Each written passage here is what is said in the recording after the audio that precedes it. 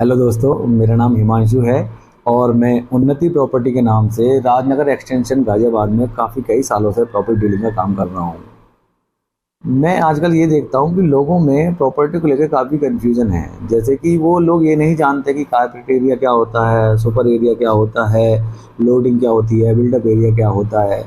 तो मेरा मकसद ये वीडियो बनाने का यही है कि लोगों को हम एजुकेट करें कि ये इन चीज़ों उनके मन में कन्फ्यूजन है वो दूर हो जाए कि कारपेट एरिया क्या है, बिल्डअप एरिया क्या है, सुपर एरिया क्या है, लोडिंग क्या है। जब वो किसी बिल्डर के पास जाते हैं फ्लैट लेने के तो उनको बताया जाता है 1200 स्क्वायर फीट का फ्लैट है, लेकिन जब वो देखते हैं कि यार फ्लैट तो छोटा है तो उनको ये पता ही नहीं है कि कारपेट एरिया क्या होता है, सुपर एरिया क्या होता है। तो इन सब कन्फ्यूजन को दूर करने के लिए मैं ये वीडियो बना रहा हूँ, लोगों को एजुकेट कर रहा हूँ।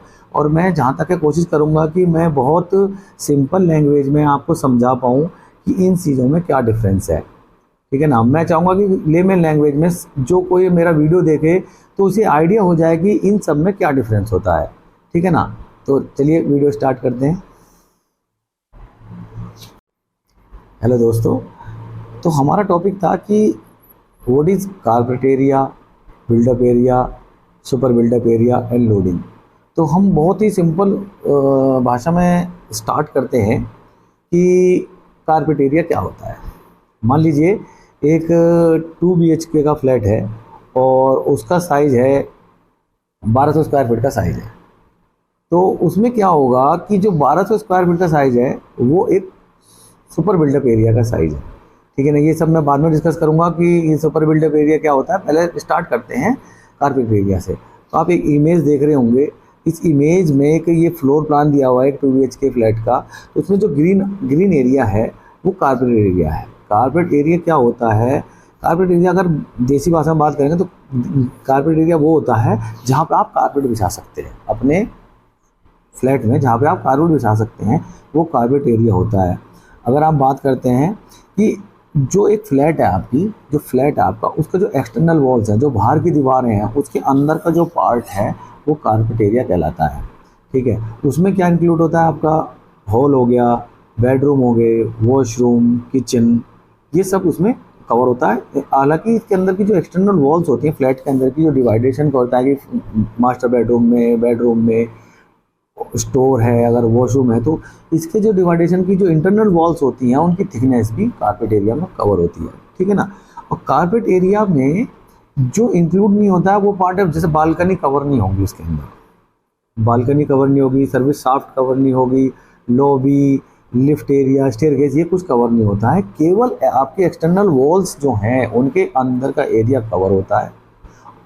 हालांकि एक्सटर्नल वॉल्स भी कवर नहीं होती है, उसके अंदर का एरिया कवर होता है। ठीक है ना। जैसे आपके और उसमें क्या है, कवर्ड का एरिया है, कवर्ड आपके स्पेस दिया, आजकल रॉ फ्लैट बनते हैं तो जो कवर्ड का स्पेस दिया जाता है वो भी कारपेट एरिया के अंदर ही आता है। हाँ, बालकनी कवर नहीं होती है, सर्विस शाफ्ट कवर नहीं होती है। ठीक है ना दोस्तों। तो मैं जहाँ तक समझता हूँ आपको कारपेट एरिया समझ में आ गया। कारपेट एरिया क्या होता है? जहाँ पे आप रहते हैं, है ना, वो एक कारपेट एरिया कहलाता है। ठीक है दोस्तों। अब बात करते हैं बिल्डअप एरिया की। बिल्डअप एरिया क्या होता है? बिल्डअप एरिया में आपका जो कवर होता है कारपेट एरिया, प्लस जो एक्सटर्नल वॉल्स की थिकनेस है वो कवर हो जाएगी, सर्विस शाफ्ट कवर हो जाएगी और आपकी बालकनी कवर हो जाएगी। तो आप जैसे इमेज में देख रहे हैं, ग्रीन एरिया के साथ जो ब्लू पार्ट दिया हुआ है वो बिल्डअप एरिया है। आपका जो ब्लू पार्ट में एक्सटर्नल वॉल्स हैं उसकी थिकनेस आ गई, बालकनी आ गई और सर्विस शाफ्ट आ गई, तो ये बिल्डअप एरिया है। बिल्डअप एरिया का जो होता है वो कारपेट एरिया का 10 से 12% ज़्यादा होता है। ठीक है ना। तो एक बिल्डअप एरिया हो गया, एक कारपेट। बिल्डअप एरिया में भी ये चीज़ कवर नहीं होती है कि आपकी लॉबी हो गई और लिफ्ट का एरिया हो गया, स्टेयरकेस हो गया, ये सब कवर नहीं होता है। तो आपने समझे, बिल्डअप एरिया बहुत इमेज के थ्रू मैं समझाने की कोशिश करी है। तो ग्रीन पार्ट हो गया वो कारपेट एरिया हो गया, प्लस जो ब्लू कलर का पार्ट है वो बिल्डअप एरिया, टोटल मिला के बिल्डअप एरिया बन जाता है। ठीक है दोस्तों। होप आप समझ रहे होंगे। आपको जो भी कन्फ्यूजन आ रहा है या पूरा वीडियो देखेंगे आपको जो भी कन्फ्यूजन आते हैं तो आप उसे कमेंट सेक्शन में ज़रूर बताइए। और इसके अलावा आप यही बता सकते हैं कि मैं और किस टॉपिक पे वीडियो बनाऊं, क्योंकि मैं जहाँ तक है मैं वीडियो बनाता रहूँगा अपने हिसाब से, लेकिन आपका भी कोई टॉपिक है जो चाहते हैं कि मैं बताऊँ तो मैं उसे भी करूँगा। ठीक है दोस्तों। तो दोस्तों अब बात करते हैं सुपर बिल्डअप एरिया की। सुपर बिल्डअप एरिया क्या होता है? सुपर बिल्डअप एरिया होता है बिल्डअप एरिया प्लस सोसाइटी का वो कॉमन प्लेस जिसे सोसाइटी के सभी लोग यूज़ कर सकते हैं, जैसे कि स्टेयरकेस हो गया, लॉबी हो गया, क्लब हाउस हो गया, जिम हो गया, स्विमिंग पूल हो गया। ये सब वो एरिया हैं जो किसी एक टावर या फ्लैट के लिए नहीं होते हैं, ये पूरी सोसाइटी के लोग यूज़ कर सकते हैं। तो ये कॉमन प्लेसेस हैं, ये सब सुपर एरिया में काउंट होते हैं। जो आपको फ्लैट बताया जाता है 1250 स्क्वायर फीट या 1200 स्क्वायर फीट का है या इससे ज़्यादा जो भी है, वो उसमें ये सब चीज़ काउंट हो जाती है ना। तो इसे सुपर बिल्डअप एरिया कहते हैं। लेकिन सुपर बिल्डअप एरिया में भी कुछ पार्ट्स हैं सोसाइटी के जो कवर नहीं होते हैं, जैसे कि प्ले एरिया हो गया सोसाइटी का, गार्डन हो गया, पार्क हो गया, ड्राइव वे हो गया, जहाँ पे आप रास्ते होते हैं जब गाड़ियाँ लेके जाते हैं वो कवर नहीं होते हैं, और टेरेस जो होती है, रूफ या टेरेस, वो कवर नहीं होती है। तो सुपर बिल्डेड एरिया में भी कुछ पार्ट हैं जो कवर नहीं हो सकते हैं। आप इमेज में देख रहे हैं जो भी सारा पार्ट ग्रीन एरिया है ना, वो सब सुपर बिल्डअप एरिया में काउंट हो जाता है। तो आई होप आप समझ रहे होंगे सुपर बिल्डअप एरिया क्या होता है। तो दोस्तों अब बात करते हैं लोडिंग की। एक फ्लैट पर कितनी लोडिंग लगती है, कैसे लगती है, क्या तरीका है उसे निकालने का। तो ये बहुत आसान सा एक फॉर्मूला है जो मैं आपको बताऊंगा, तो आई होप आप आसानी से समझ जाएंगे। मैंने एक इमेज दी है, आप उसमें मैंने एग्जांपल लिया है एक 2 BHK का। उस 2 BHK का मैंने सुपर बिल्डअप एरिया रखा है 1000 स्क्वायर फीट, और जो उसका कारपेट एरिया है वो रखा है मैंने 700 स्क्वायर फीट।